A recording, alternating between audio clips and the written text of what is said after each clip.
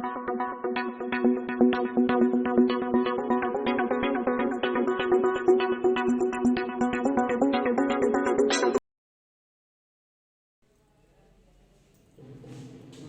in the Mastermind Public School online classes.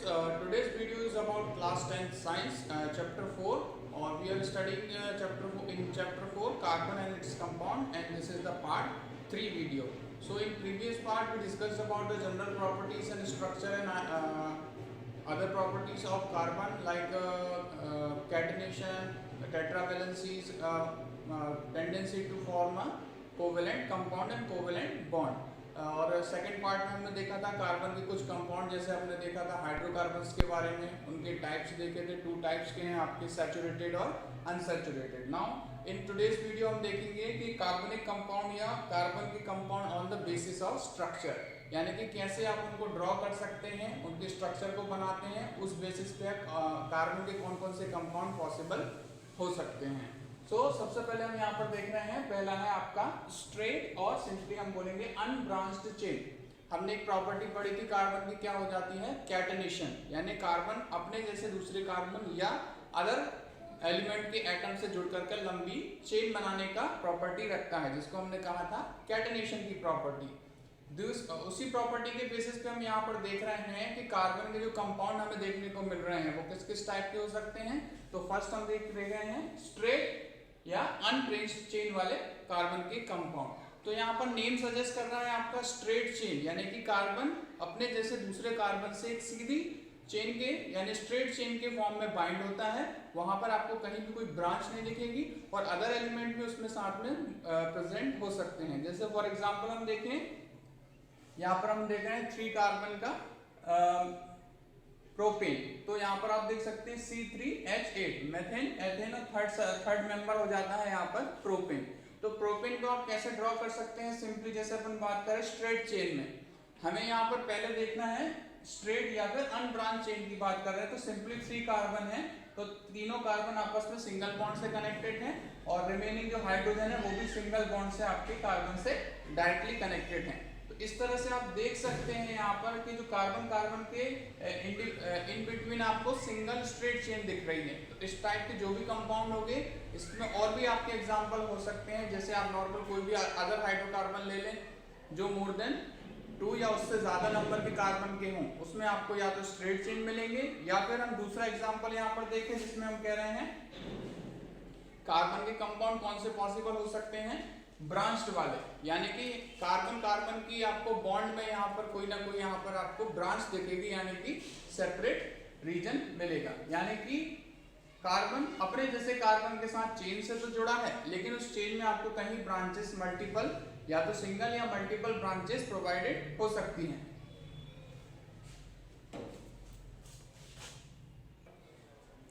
Now second हम type देख रहे हैं जिसमें क्या कह रहे हैं कि ब्रांच चेन वाले कार्बनिक कंपाउंड। तो यहाँ पे आपको कार्बन के बीच में जो भी बॉन्डिंग है, उस बॉन्डिंग के साथ साथ आपको क्या लगेगी, कार्बन की ब्रांचिंग देखने को मिलेगी। यानी कि सीरीज में आपको एक सिंगल कंपाउंड के आपके सिंगल फॉर्मूला है, लेकिन आप स्ट्रक्चरली आप उसको मल्टीपल टाइम्स लिख सकते हैं। जैसे हम यहाँ पर फॉर एग्जाम्पल देख रहे हैं, जैसे कि C5H12, यानी कि सिंपली अपन कहें इसे तो पेंटेन, लेकिन इसको आप मल्टीपल स्ट्रक्चर में राइट डाउन कर सकते हैं, जो कंपाउंड आपस में क्या हो जाते हैं, आइसोमर्स, जिसके बारे में अपन आगे देखेंगे। इस स्ट्रक्चर को इस केमिकल फॉर्मूला के मोर देन 1 स्ट्रक्चर पॉसिबल हो सकते हैं। जैसे आप देख रहे हैं, एक तो आप सिंपल सीधे ड्रॉ कर दें, यानी कि जो पहले वाले टाइप हो जाएगा अनब्रांच।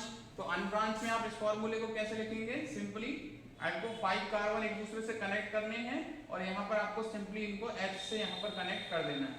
तो ये तो हो जाता है आपका अनब्रांच टाइप का। लेकिन हम यहाँ बात कर रहे हैं ब्रांच टाइप की। तो ब्रांच वाले में आप देख सकते हैं, पहला एग्जांपल जैसे कि 1 2 3 और 4, 4 कार्बन आपके सीधे कनेक्टेड है और एक कार्बन जो है यहाँ पर ब्रांच के फॉर्म में कनेक्टेड है।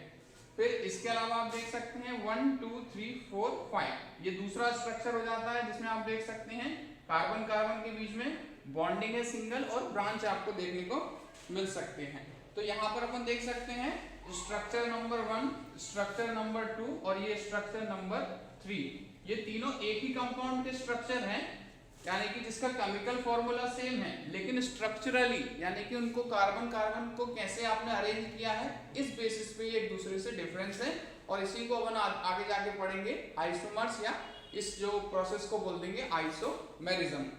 So these three above compound है सेम मॉलिक्यूलर फॉर्मूला, देख सकते हैं आप मॉलिक्यूलर फॉर्मूला तीनों का सेम है लेकिन different structure are called structural isomerism and phenomena is called structural isomerism। तो यहाँ पर आप देख रहे थे ब्रांच कार्बनिक कंपाउंड, तो आप सिंपली देख सकते हैं कि कार्बन कार्बन की चेन में किस तरह से ब्रांचिंग हो जाती है और ये ब्रांच कार्बनिक कंपाउंड की तरह क्लासिफाई किए जाते हैं। आगे हम देख रहे हैं कार्बनिक compound that basis of structure. तो पहले दो टाइप हमने देखे जिसमें आपका था स्ट्रेट चेन और दूसरा हो जाता है ब्रांच। थर्ड इसमें टाइप आ जाता है आपका साइक्लिक। तो साइक्लिक के बारे में थोड़ा सा जानकारी लेते हैं।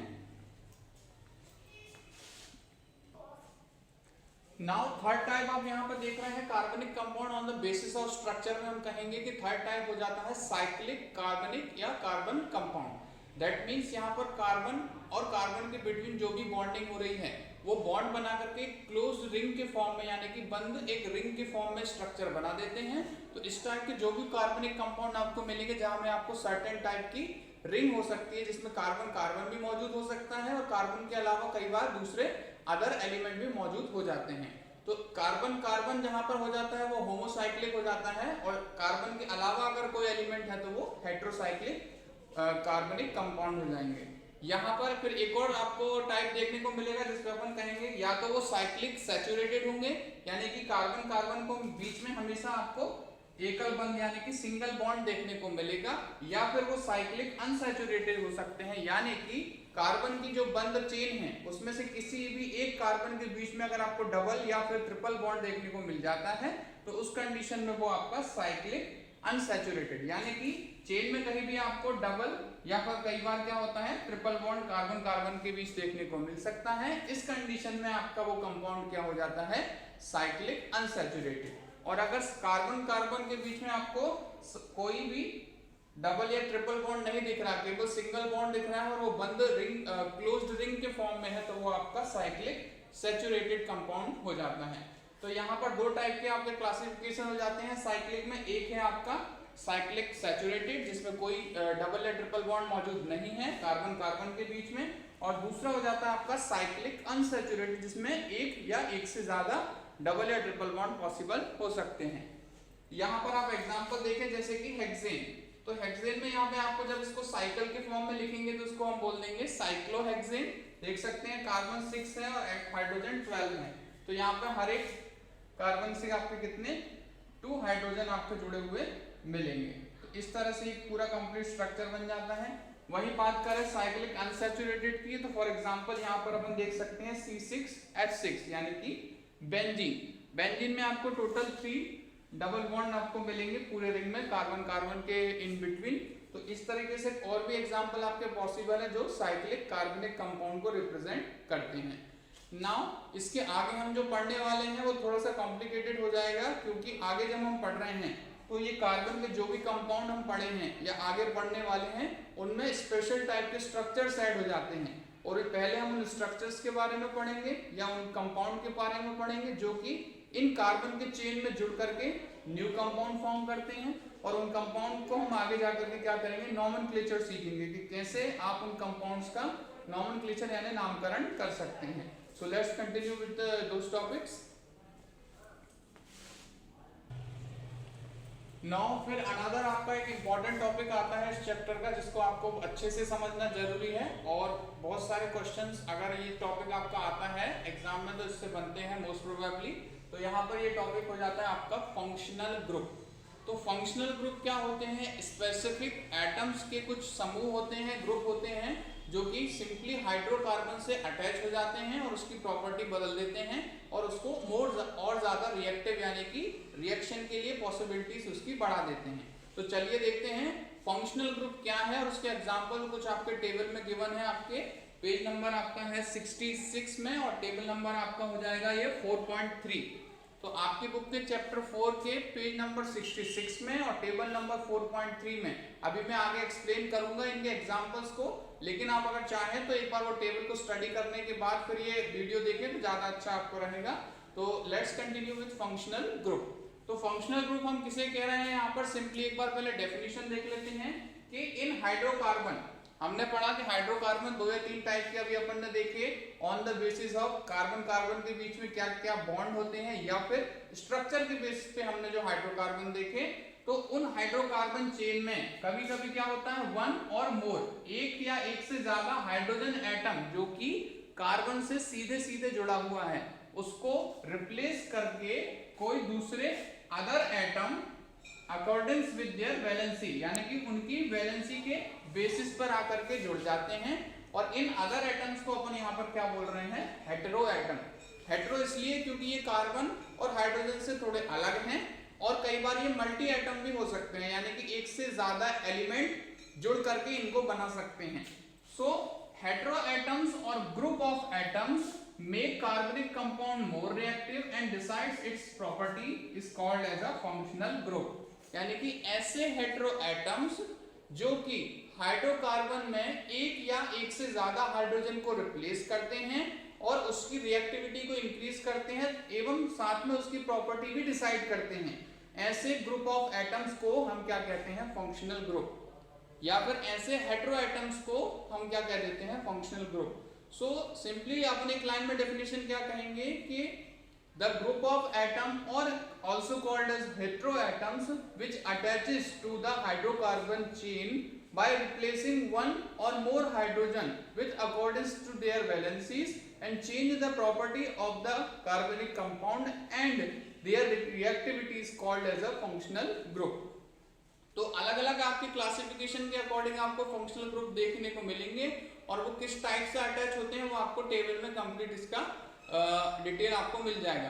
तो एक एक करके उन फंक्शनल ग्रुप को अपन यहाँ पर पढ़ते हैं, उनका नॉमेनक्लेचर देखते हैं, उनका स्ट्रक्चर देखते हैं, और उनमें कौन कौन से एलिमेंट या एटम मौजूद है उनके बारे में जानकारी लेते हैं।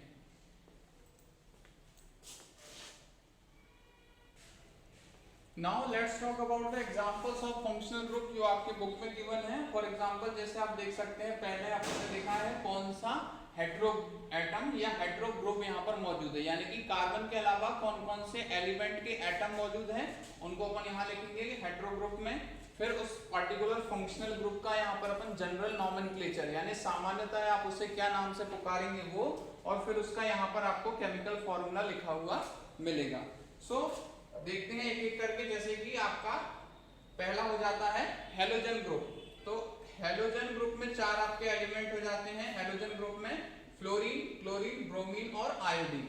इसको आप कंबाइनली फंक्शन ग्रुप में कौन सा ग्रुप बोलेंगे, हेलो, HALO, हेलो ग्रुप। और इंडिविजुअली इनके नॉमेनक्लेचर की बात करें इन जनरल में, तो आप फ्लोरीन को फ्लोरो, क्लोरीन को क्लोरो, ब्रोमीन को ब्रोमो और लास्टली आयोडीन को आयोडो। इस तरह से आप इनको नॉमेनक्लेचर करते हैं, जनरल नॉमेनक्लेचर की बात कर रहे हैं।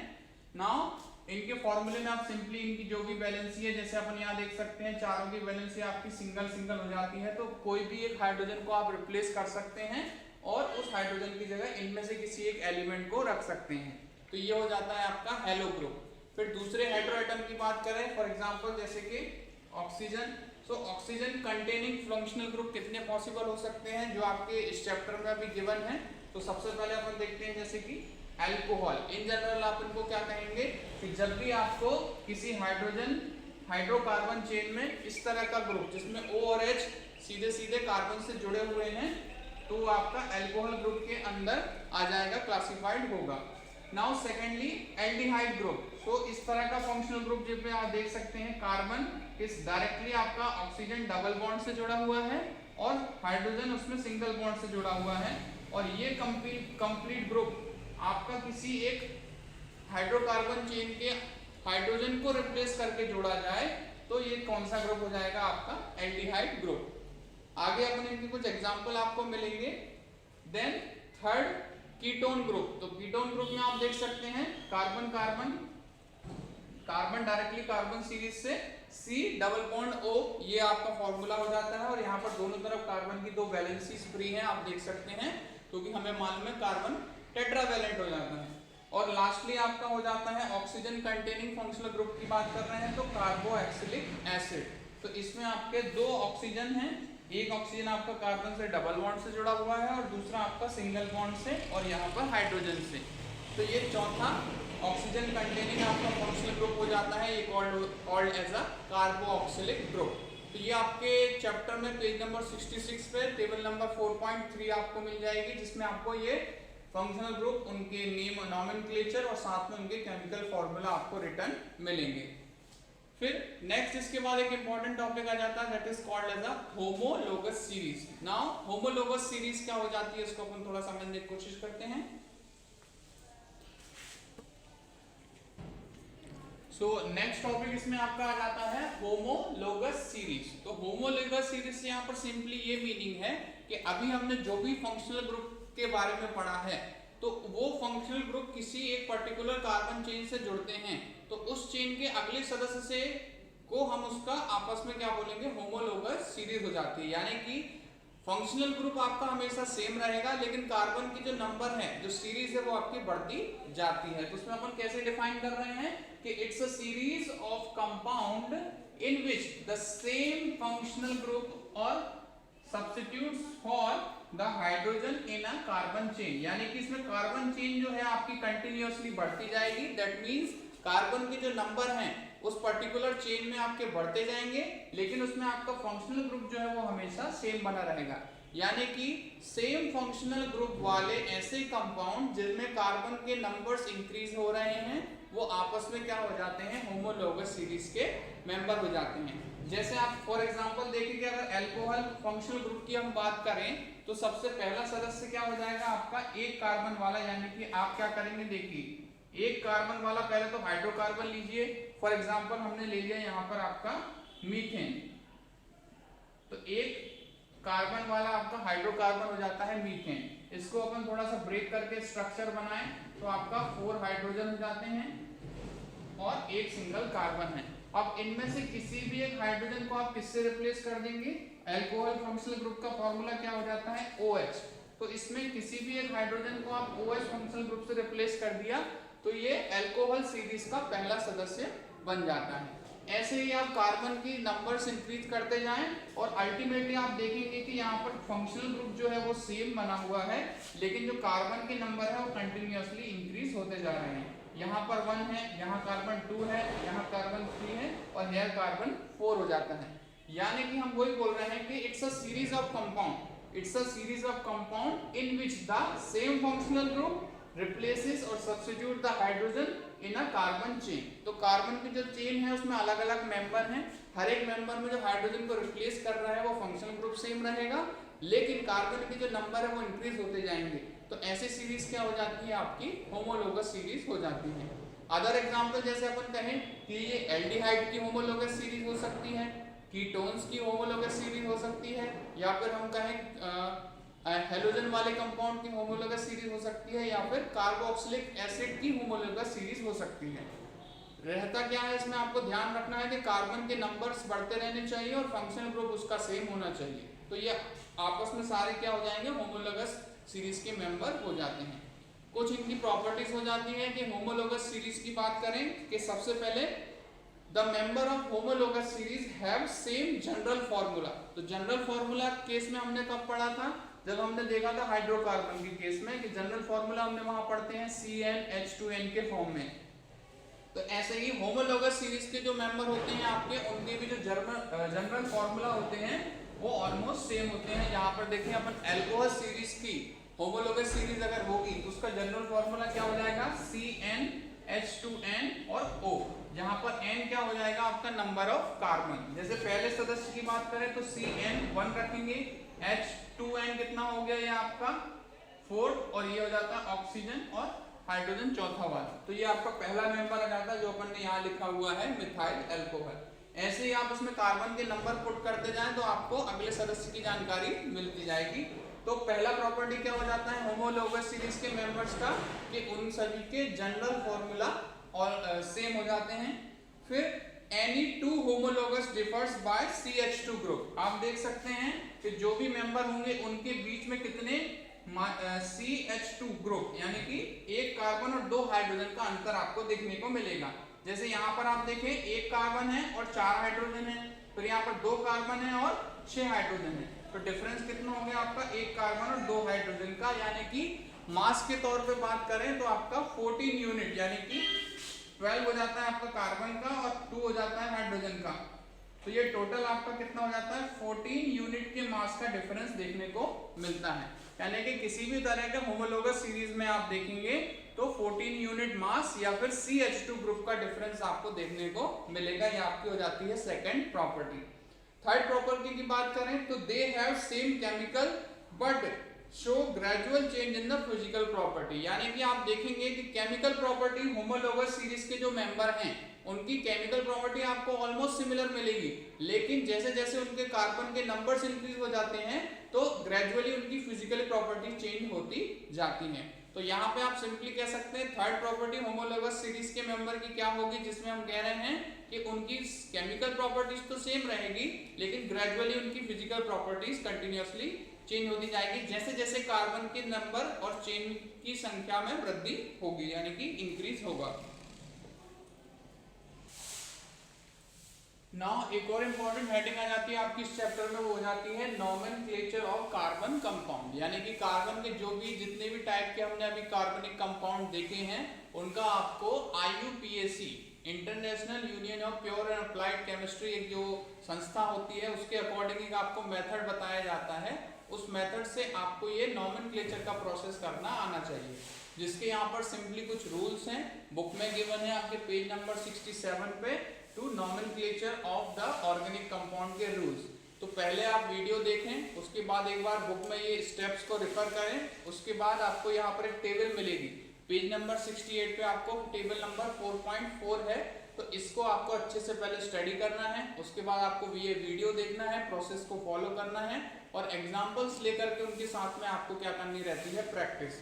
तो एक एक करके अपन ये चीजें समझ लेते हैं कि कार्बन कंपाउंड को नोमेनक्लेचर करने के लिए सबसे पहले आपको टेबल से संबंधित जो जानकारी मैं दे रहा हूँ वो पता होना चाहिए, फिर आपको उसके रूल्स फॉलो करने आने चाहिए स्टेप बाय स्टेप, और उसके बाद आप ये नोमेनक्लेचर का प्रोसेस आसानी से कर पाएंगे।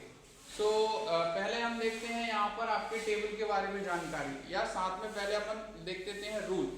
तो जब भी आपको कार्बनिक कंपाउंड का नोमेनक्लेचर फॉलो करना है तो सबसे पहले अपन क्या रूल फॉलो करेंगे, पहला रूल हो जाता है identify the number of carbon in the compound, कि जो भी कंपाउंड का आपको नोमेनक्लेचर करने को दिया जाता है उसमें डेफिनेटली कार्बन मौजूद होंगे, एक पर्टिकुलर नंबर से मौजूद होंगे, तो हमको क्या करना है identify the number of the carbon in compound. तो सबसे पहले आपको कार्बनिक कंपाउंड में नंबर को काउंट करना है कि 1 कार्बन है, 2 कार्बन है, 3 कार्बन है, तो इस अकॉर्डिंग उसका पहले तो सीरीज आपको डिफाइन हो जाएगी कि 1 कार्बन वाला है तो मैथेन है, एथेन है, प्रोपेन है, ब्यूटेन है, ये आप सीरीज में अपन ऑलरेडी देख चुके हैं। फिर एक चीज आपको ये देखनी होती है कि कहीं उस चेन में आपका कार्बन कार्बन के बीच में डबल बॉन्ड या ट्रिपल बॉन्ड तो नहीं है, उस अकॉर्डिंग भी उसके नोमेनक्लेचर डिसाइड होता है। तो जैसा कि हम जानते हैं कि अगर डबल बॉन्ड है तो वो एल्कीन सीरीज का हो जाएगा, और अगर ट्रिपल बॉन्ड है तो वो एल्काइन सीरीज में आ जाएगा, इस अकॉर्डिंग इनका नोमेनक्लेचर चेंज हो जाता है। फिर सेकंड इंपॉर्टेंट रूल आपका आ जाता है जिसमें हमें चेक करना होता है कि कार्बन की चेन में आपका किसी टाइप का कोई फंक्शनल ग्रुप प्रेजेंट है क्या। अकॉर्डिंग टू फंक्शनल ग्रुप, उस फंक्शन ग्रुप का नोमेनक्लेचर करने के लिए आपको यहाँ पर टेबल गिवन है, तो क्या करना है कि in case functional group present they are indicated by suffix और प्रीफिक्स एज टेबल। तो होता ये है depending upon the functional group, कि नॉर्मली कुछ फंक्शनल ग्रुप ऐसा होता है जो कार्बन की चेन के एंड में देखने को मिलते हैं, और कुछ फंक्शनल ग्रुप आपके इन बिटवीन कार्बन चेन में देखने को मिलते हैं। तो ये आपको डिसाइड करना रहता है एग्जाम्पल को देख करके कि अगर फंक्शनल ग्रुप जो आपका है अगर कार्बन चेन के बीच बीच में एडेड है तो उनके केस में अपन क्या यूज करते हैं, उनके लिए प्रीफिक्स यूज करते हैं, ठीक है। जैसे कि फॉर एग्जांपल हैलोजन के केस में अपन देखेंगे तो क्लोरो, ब्रोमो और आयोडो, और अगर वो फंक्शनल ग्रुप कार्बन चेन के एंड में जुड़े हुए हैं तो उस केस में अपन क्या करेंगे, उनके लिए फिर सफिक्स यूज करेंगे। सफिक्स जैसे कि अल्कोहल के लिए क्या सफिक्स यूज हो जाता है, ओ और एल यानी कि ऑल। एल्डिहाइड के लिए आपका सफिक्स हो जाता है अल, कीटोन के लिए आपका सफिक्स हो जाता है ओन, ये ON1 नहीं है, यहाँ पर इसको अपन ओन पढ़ेंगे। और कार्बोक्सिलिक एसिड के लिए आपका हो जाता है सफिक्स ओइक एसिड। तो ये सभी जानकारी आपको टेबल में आपको मिल जाएगी, पेज नंबर आपका 68 पर, टेबल नंबर 4.4 कि किस फंक्शनल ग्रुप को कौन सा सफिक्स या प्रीफिक्स के फॉर्म में अपन यूज करते हैं। फिर साथ में आपको ये भी मैंने बताया है कि कार्बन की चेन में आपको चेक करना होता है कि कार्बन कार्बन के बीच में कहीं डबल या ट्रिपल बॉन्ड तो नहीं है। तो लास्ट में आप जो नाम लिखेंगे सीरीज का, कि अगर उसमें कार्बन और कार्बन के बीच में डबल या ट्रिपल बॉन्ड मौजूद है तो उस अकॉर्डिंग इनका नॉमेनक्लेचर चेंज हो जाएगा। जैसे अपन एक एग्जांपल देख के ये देखते हैं कि तीनों केसेस में कैसे नॉमेनक्लेचर बनता है। तो यहाँ पर आपके कुछ फॉलोअप एग्जांपल्स गिवन है, अपन यहाँ पर देखते हैं कि कैसे इनका नॉमेनक्लेचर करना है। तो वही सबसे पहला रूल अपन को देखना है कि कितने नंबर ऑफ कार्बन है। तो जहां पर आपको फंक्शनल ग्रुप लगा हुआ मिल जाए, हमेशा आपको कहां से काउंट करना है, फंक्शनल ग्रुप जहां पर आपको लगा हुआ मिल जाए। ठीक है, तो इस केस में अपन देख सकते हैं जैसे कि फंक्शनल ग्रुप इस कार्बन से जुड़ा हुआ, तो यहाँ पर कार्बन नंबर ये हो जाता है आपका 1, ये कार्बन नंबर 2 और ये कार्बन नंबर 3। तो टोटल नंबर ऑफ कार्बन आपके कितने हो जा रहे हैं, 3 कार्बन वाला आपको सबसे पहले क्या आइडेंटिफाई करना है, कार्बन का चेन। तो यहाँ 3 कार्बन वाला कौन सा हो जाता है आपका, अपन को मालूम होना चाहिए हाइड्रोकार्बन सीरीज में। जैसे सबसे पहले अपन देखते हैं मैथेन, एथेन और प्रोपेन। तो 3 कार्बन वाला आपका हाइड्रोकार्बन कौन सा हो जाता है, प्रोपेन। तो एक तरह से प्रोप आपका हो जाता है आपका, ये नॉमेनक्लेचर में अपन इसको बाद में यूज करेंगे। फिर अगर हमने बोला कि फंक्शनल ग्रुप मौजूद है, तो यहाँ पर आप देख सकते हैं क्लोरीन मौजूद है। तो क्लोरीन क्या है, एक तरह का फंक्शनल ग्रुप। तो इस केस में अपन क्या यूज करेंगे यहाँ पर, प्रीफिक्स। तो क्लोरीन के लिए क्या हो जाएगा, क्लोरो। तो यहाँ पर आप कैसे लिखेंगे इसके नॉमेनक्लेचर में, क्लोरो, और 3 कार्बन का है तो क्या है, प्रो। और अगर यहाँ पे आप देख लीजिए कि कार्बन कार्बन के बीच में अगर डबल या ट्रिपल बॉन्ड तो नहीं है, तो जैसा कि आप देख सकते हैं यहाँ पर सिंगल सिंगल बॉन्ड है, तो क्या लिख देंगे अपन, प्रोपेन। तो यहाँ पर हो जाएगा क्लोरोप्रोपेन। ठीक है, तो इस तरह से आप देख सकते हैं कि सिंपली अपन ने कैसे कार्बनिक कंपाउंड का नॉमेनक्लेचर किया है। इन केस जैसे आप देखें, सपोज यहाँ पर आपको कहीं पे कार्बन कार्बन के बीच में क्या मिल जाता है, डबल बॉन्ड। ठीक है, तो ये कार्बन कार्बन के बीच में आपको डबल बॉन्ड मिल रहा है। तो इस केस में यहाँ पर अपन क्या चेंज करेंगे, प्रोपेन की जगह क्या लिख देंगे, प्रोपीन। तो ये एल्कीन सीरीज में आ जाएगा, तो जो जाएगा क्लोरोप्रोपीन। और कई बार अपन को यहाँ पर क्या होता है कि आपको बताना पड़ता है कि कार्बन कार्बन के बीच में वो बॉन्ड कहाँ है। तो अपन काउंट करते हैं 1 और 2। तो यहाँ पर जिस कार्बन के पहला नंबर यानी कम नंबर मिलता है, तो यहाँ पर अपन क्या लिख देंगे, 2 क्लोरोप्रोपीन, यानी कि दूसरे नंबर पर कार्बन कार्बन के बीच में क्या हो जाएगा, डबल बॉन्ड। तो इस तरीके से अपन नॉमेनक्लेचर यहाँ पर परफॉर्म करते हैं। ऐसे ही दूसरे एग्जांपल में देखें, जैसे कि यहाँ आप देख सकते हैं कार्बन कितने हैं टोटल, 1 और 2।